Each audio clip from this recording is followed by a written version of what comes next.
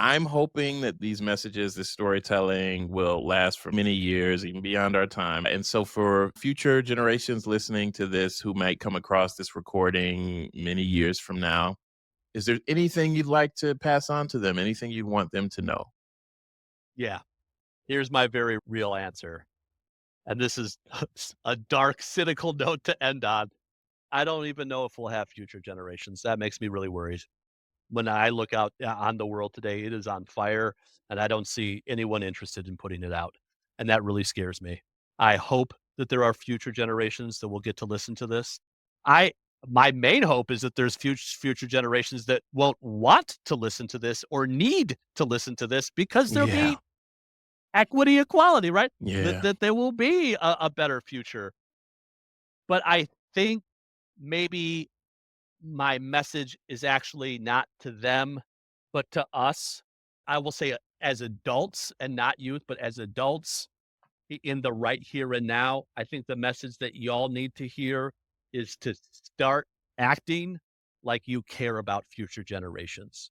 Stop acting like you are the center of the universe and everything needs to revolve around you and whatever is good for you in the now is the best way. Decenter yourself and start to think about your decisions from the perspective of, does this help future generations? Does this help my future loved ones? Does this help future ancestors? Does this help the future?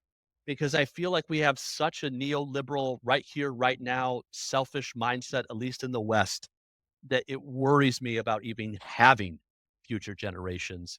But I think that's the helpful thing. So start to think about it. What can you do to ensure future generations?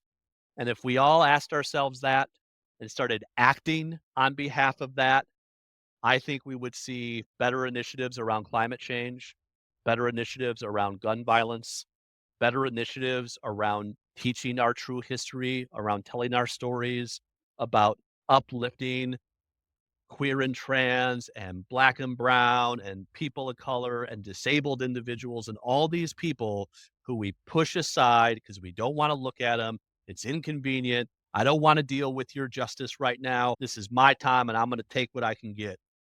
If we centered the most marginalized and thought about how do we make this world a better place, not for me, I'm actually going to sacrifice some of my joy and happiness in the right now to ensure a better future generation. I think that's a huge step to us getting us to that point where maybe a future generation can actually listen to this.